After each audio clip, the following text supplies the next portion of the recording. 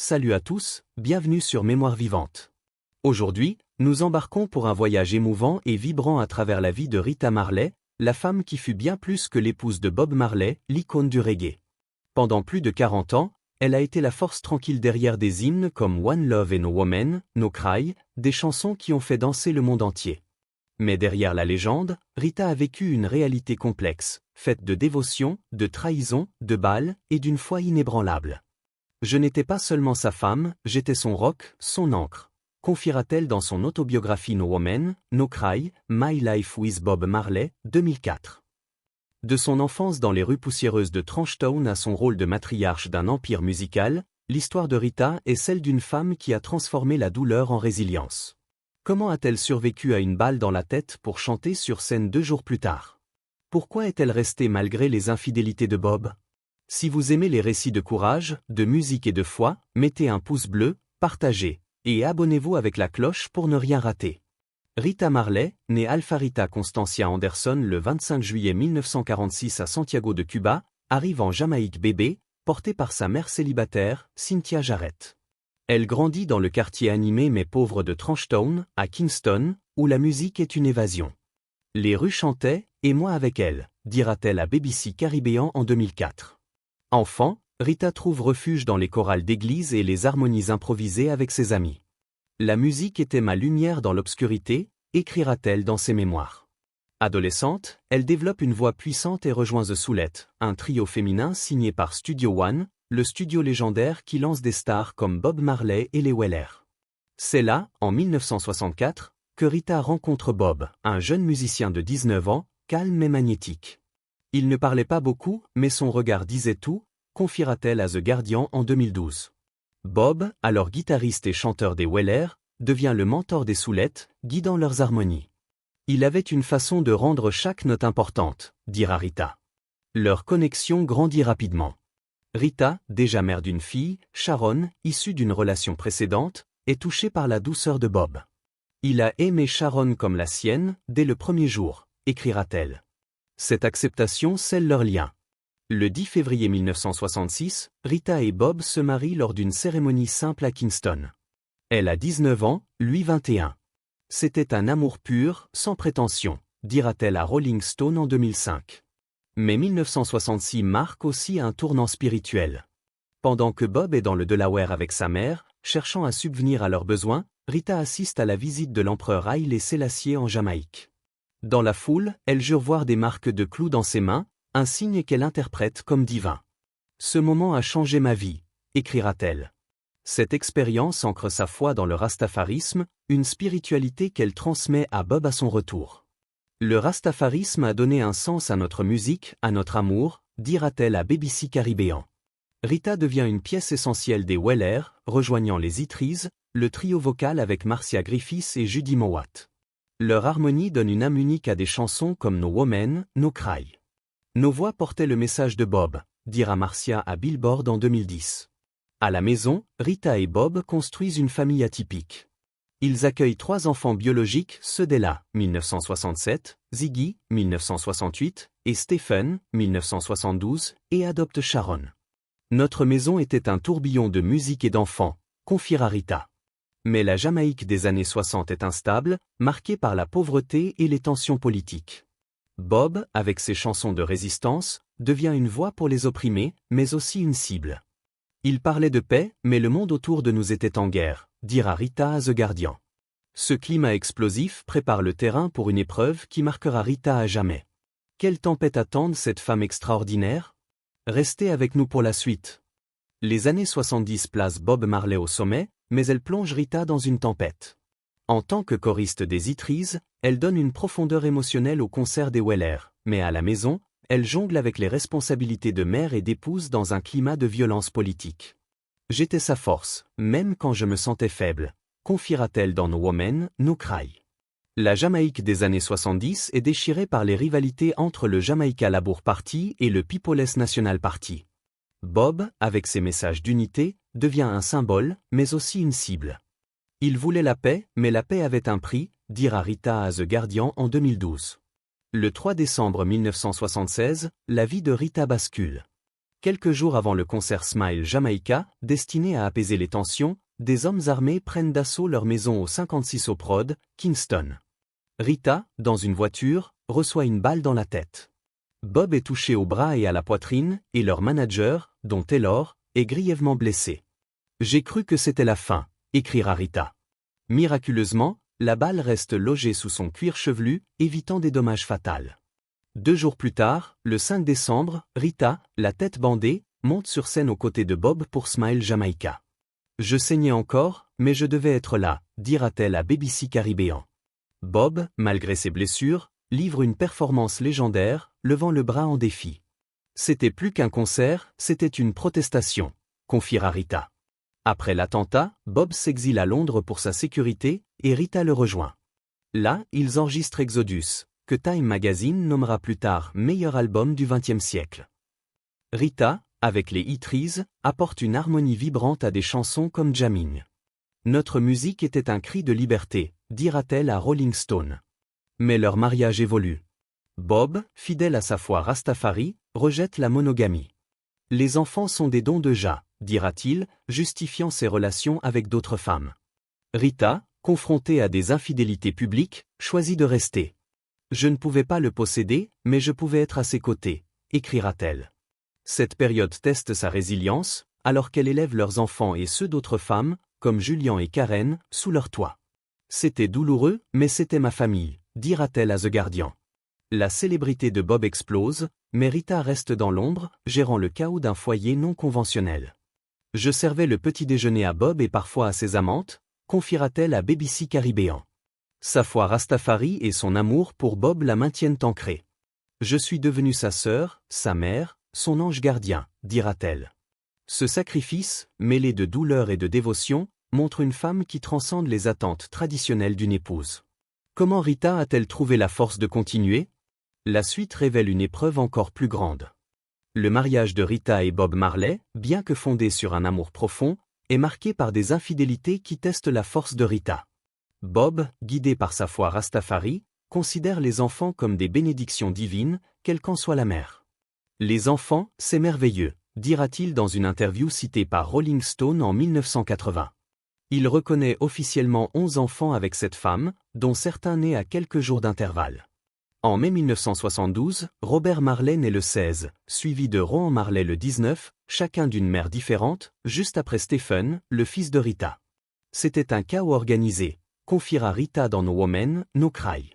Elle élève non seulement ses enfants biologiques, ceux d'Ella, Iggy, Stephen, mais aussi ceux d'autres femmes, comme Julian, Karen et Kimani. Je les aimais tous, mais mon cœur saignait, dira-t-elle à BBC Caribéan. La relation la plus médiatisée de Bob est avec Cindy Breakspear, Miss Monde 1976, qui donne naissance à Damian Marley en 1978. Cindy était partout dans les journaux, et ça faisait mal, écrira Rita. Pourtant, elle refuse de partir. Bob ne laissait personne me manquer de respect, dira-t-elle à The Guardian.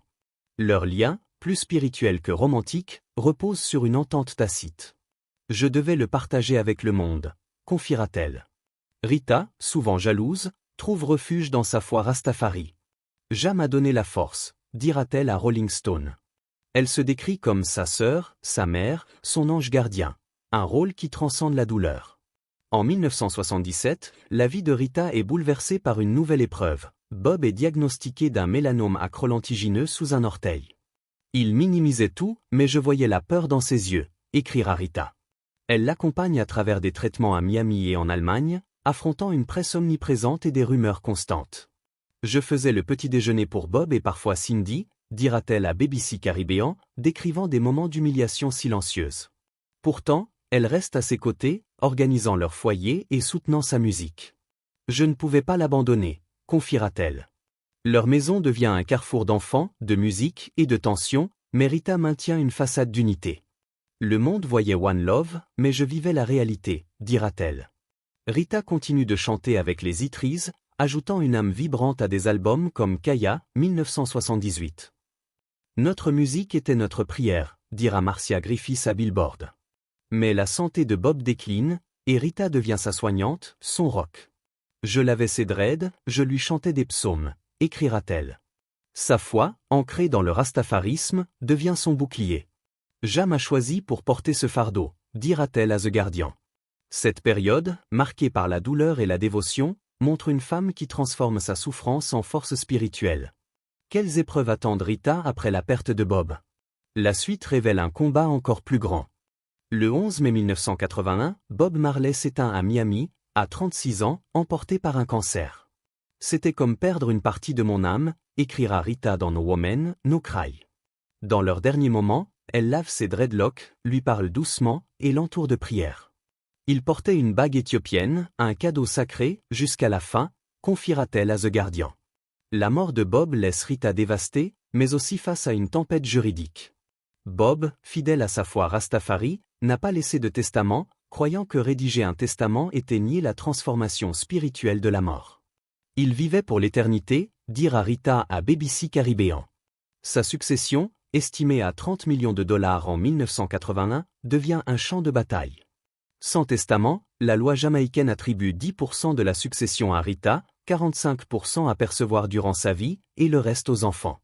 Mais avec 11 enfants reconnus, issus de cette femme, et des revendications d'autres héritiers, la situation devient chaotique. Tout le monde voulait une part de Bob, dira Rita à Rolling Stone. En désespoir de cause, Rita falsifie des documents avec l'avocat David Steinberg pour sécuriser des droits d'édition. « Je voulais protéger son héritage », écrira-t-elle. Lorsque la fraude est découverte, les tribunaux jamaïcains la destituent de son rôle de fiduciaire, brisant la confiance familiale. « C'était mon erreur, mais mon intention était pure », confiera-t-elle à The Guardian en 2012. Les procès s'enchaînent, impliquant des producteurs, des membres des Weller, et même Chris Blackwell d'Island Records. C'était une guerre pour son nom, dira Rita.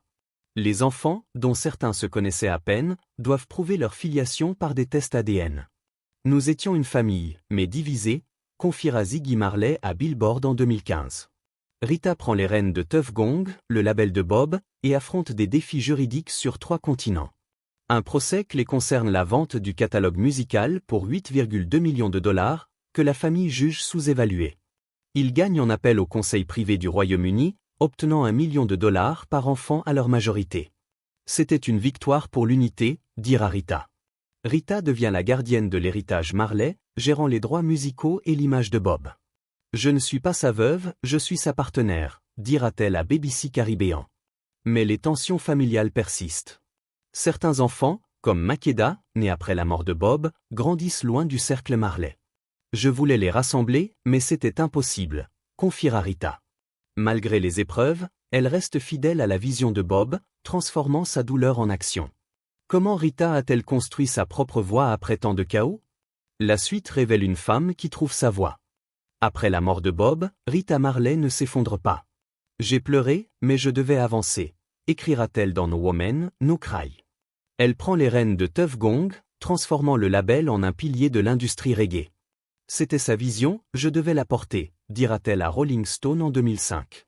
Elle affronte des procès, des critiques et des tensions familiales, mais reste inébranlable. Ja m'a guidée, confiera-t-elle à The Guardian. Elle lance la Rita Marley Foundation, qui lutte contre la pauvreté et promeut l'émancipation des femmes en Jamaïque et au Ghana. Je voulais rendre ce que Bob m'avait appris, dira-t-elle à BBC Caribéan. Rita poursuit également sa carrière musicale. Ses albums, comme Who Feel It Knows It, 1981, et Harambe, 1982, sont nommés aux Grammy Awards. Chanter était ma libération, confiera-t-elle. Avec les Itries, elle continue de performer, portant le message de Bob à travers le monde.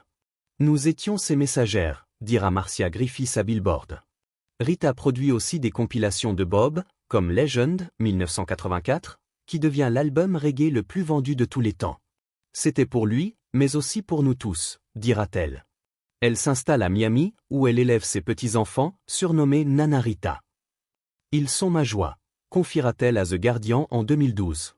La famille Marley reste complexe. Ziggy, Stephen et Damian deviennent des stars du reggae, tandis que ceux-là gèrent la marque Marley, qui inclut des casques audio, du cannabis et des vêtements écologiques. Nous sommes l'héritage de Bob, dira Ziggy à Billboard. Mais des tensions persistent. Certains enfants, comme Makeda, se sentent exclus. Je voulais les unir, mais chacun avait son propre chemin, dira Rita. Elle reste la matriarche spirituelle, guidée par sa foi. Je ne suis pas parfaite, mais je suis fidèle à Ja, confiera-t-elle à BBC Caribéan. Son rôle dans la préservation de l'héritage Marley est indéniable. Sans elle, Bob ne serait pas ce qu'il est, dira Ziggy. Rita, à plus de 75 ans, vit désormais en retrait, mais son influence perdure. Je suis toujours sa partenaire, dira-t-elle à Rolling Stone. Sa résilience face aux trahisons, aux balles et aux batailles juridiques inspire. Elle est la colonne vertébrale des Marley, écrira un fan sur X en 2023. Sa fondation continue d'aider les communautés, et sa musique résonne encore.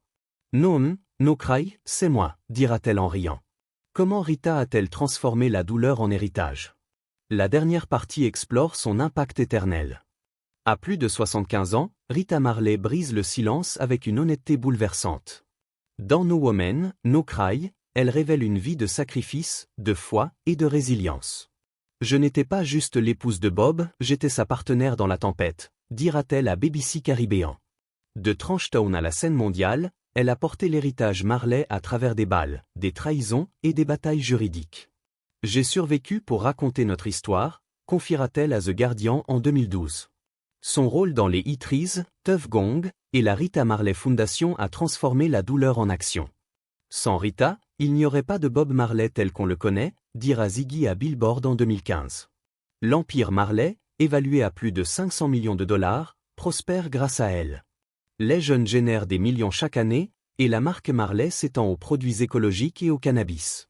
C'est l'héritage de Bob, mais c'est ma force qui l'a construit, dira Rita. Les enfants Marley, comme Ziggy et Damian, perpétuent la musique reggae, mais les fractures familiales persistent. Nous sommes unis par le nom, mais chacun a ses blessures, confiera Cedella à Rolling Stone. Rita reste la matriarche, un symbole de résilience. Jam a choisi pour ce chemin, dira-t-elle. Les fans continuent de célébrer Rita.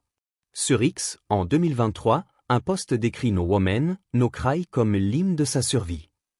Sa fondation aide les communautés, et sa musique inspire. Rita est une guerrière, écrira un fan sur Reddit. Son histoire remet en question l'image idéalisée de Bob Marley, révélant un homme imparfait et une femme extraordinaire. Il était un prophète, mais j'étais son rock, dira-t-elle. Quelle est votre chanson préférée des Marley? One Love? No Woman, No Cry? Partagez vos pensées en commentaire. Êtes-vous inspiré par la force de Rita? Likez, partagez, et abonnez-vous avec la cloche pour d'autres récits incroyables.